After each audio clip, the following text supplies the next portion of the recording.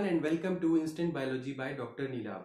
आज जिस टॉपिक पे हम बात करने वाले हैं वो है वेरिएशंस ऑफ पीसीआर।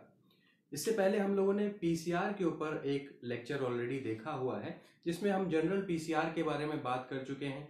पीसीआर काम कैसे करता है, उसके स्टेप्स कौन कौन से होते हैं, किस तरीके के टेम्परेचर्स का यूज़ होता है, प्राइमर्स क्या होते हैं, इन सब चीज़ों के बारे में हम ऑलरेडी वहाँ पे बात कर चुके हैं। अगर आपने वो लेक्चर नहीं देखा है तो मैं रिक्वेस्ट करूंगा कि आप वो लेक्चर ज़रूर देखें।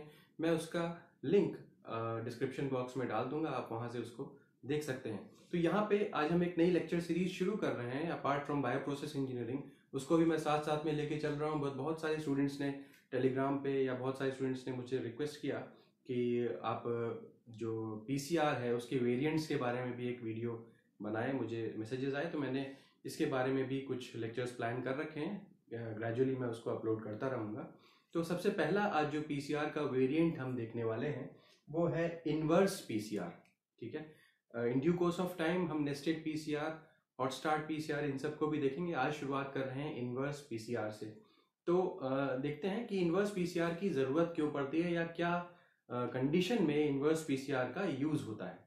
तो सबसे पहले तो जान लीजिए इनवर्स पीसीआर तब यूज़ होता है अगर आपके पास एक ऐसा सेगमेंट है, एक ऐसा डीएनए का सीक्वेंस है जिसको आपको ऑफकोर्स एम्पलीफाई करना है, बट उसका नोन रीजन, ये जो केआर मैंने लिखा हुआ है ये नोन रीजन है और ये रीजन ऑफ इंटरेस्ट है। तो ये कुछ स्पेसिफिक ऐसे सीक्वेंसेस के लिए यूज होता है जहां पर आपको मिडिल पोर्शन, जो सीक्वेंस का जो सेंटर पोर्शन है वो नोन है, बट अनफॉर्चुनेटली आपके जो फ्लैंकिंग रीजन्स हैं, जो उसके अगल बगल के रीजन्स हैं, दोज आर अननोन। वो हमें नहीं पता, उसके बारे में जानकारी नहीं होती। तो इनको पता करने के लिए we use this kind of a PCR, inverse PCR का यूज होता है।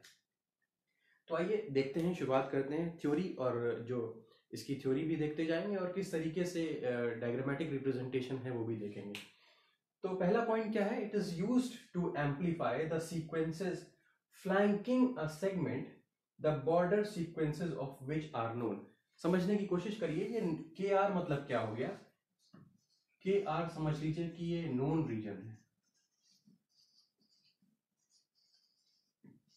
और ये आर ओ आई से हम क्या समझ रहे हैं? R O I region of interest, region of interest है। तो पहले पॉइंट में हम क्या कहना चाह रहे हैं? पहले पॉइंट में हम ये कह रहे हैं कि this inverse PCR is used to amplify the sequences flanking a segment.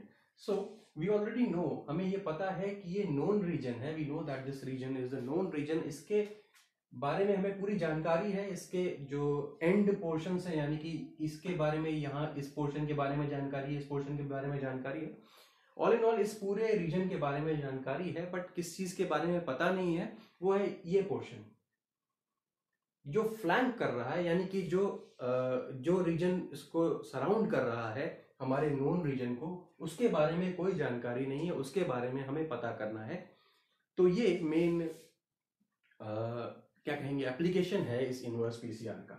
ठीक है, इसका बॉर्डर सीक्वेंसेस हमें पता है। क्यों बॉर्डर सीक्वेंसेस पता है? क्योंकि ये नोन रीजन है, इसका बॉर्डर ऑफ कोर्स यहाँ तक हमें पता होगा, यहाँ तक पता होगा, तो ये रीजन हमें पता है।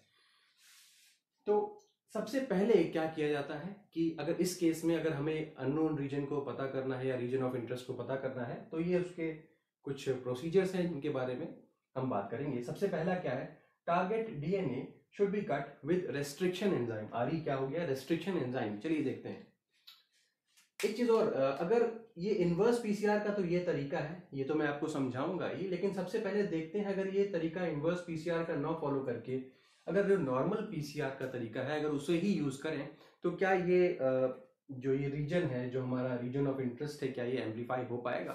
देखते हैं जरा। देखिए, ये 5 prime to 3 prime primer of course use हो सकता है, ये भी 5 prime to 3 prime primer use हो सकता है, बट ये कंडीशन कुछ इस तरीके से हो जाएगी। जब नॉर्मल पीसीआर आप चलाएंगे तो कंडीशन कुछ इस तरीके से हो जाएगी, ये इधर जाएगा, ये इधर जाएगा।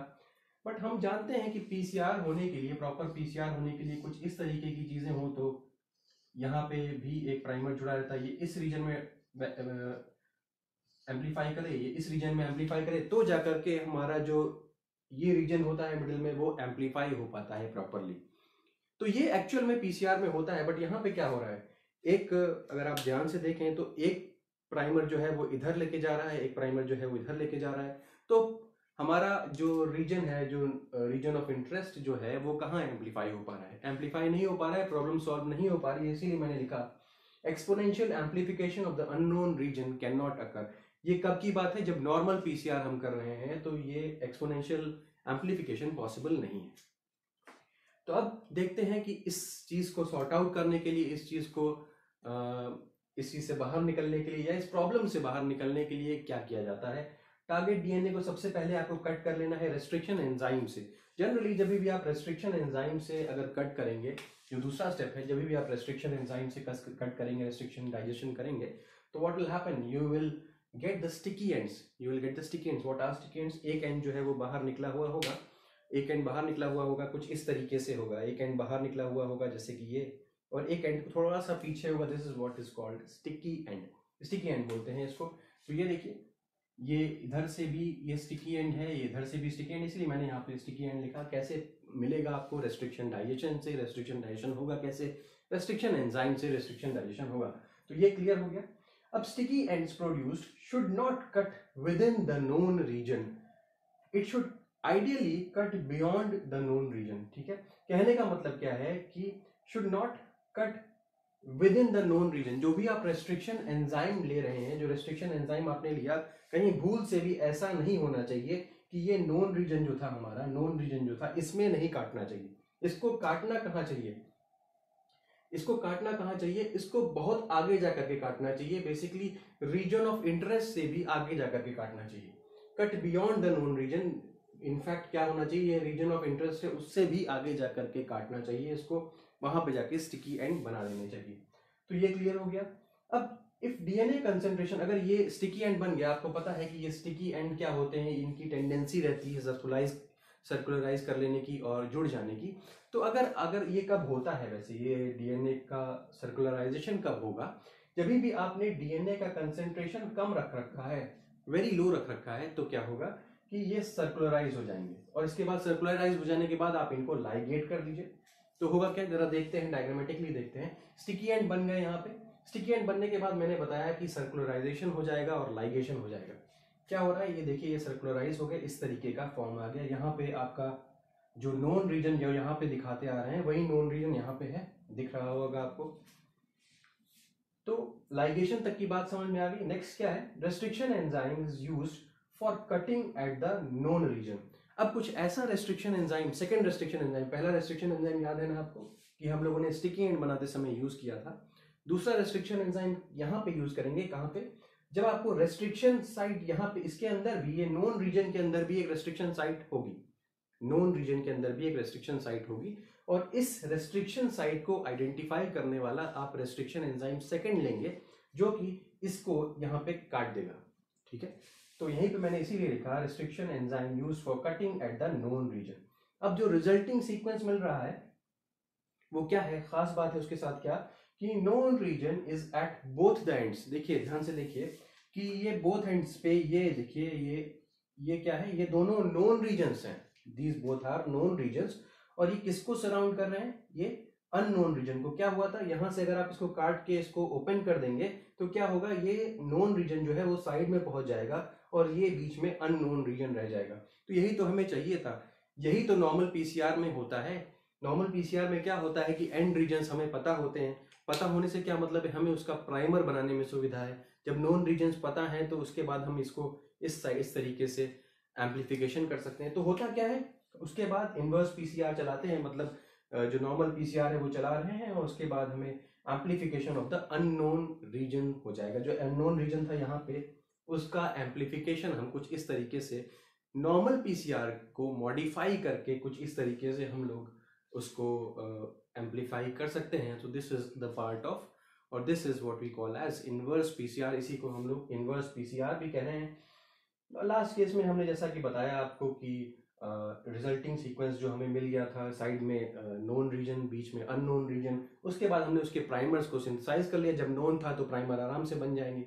When we have synthesised the primers, then what we do is we go for the amplification. हम एम्पलीफिकेशन के लिए चले जाएंगे। जो भी यूजेज था एम्पलीफिकेशन के लिए, नॉर्मल टैग पॉलीमरेज का यूज करते थे, डीएनटीपीज का यूज करते थे, थर्मल साइक्लर का यूज़ करते थे, जितनी भी चीज़ें यूज़ करते थे वो वैसे के वैसे ही करेंगे और हमारा जो अननोन रीजन था दैट विल गेट एम्पलीफाइड, वो एम्पलीफाई हो जाएगा।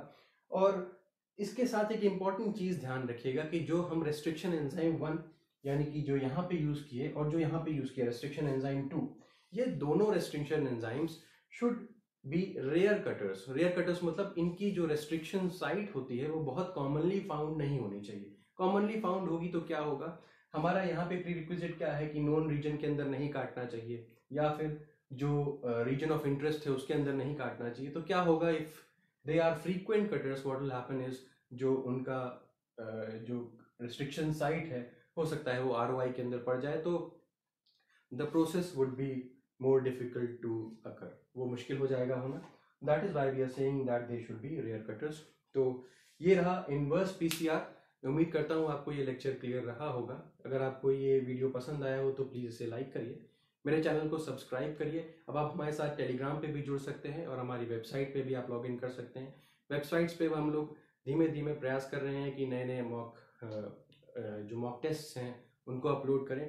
ग्रेजुअली आपको और भी मॉक टेस्ट मिलेंगे। और this is what we have for today. Thank you so much, have a great day.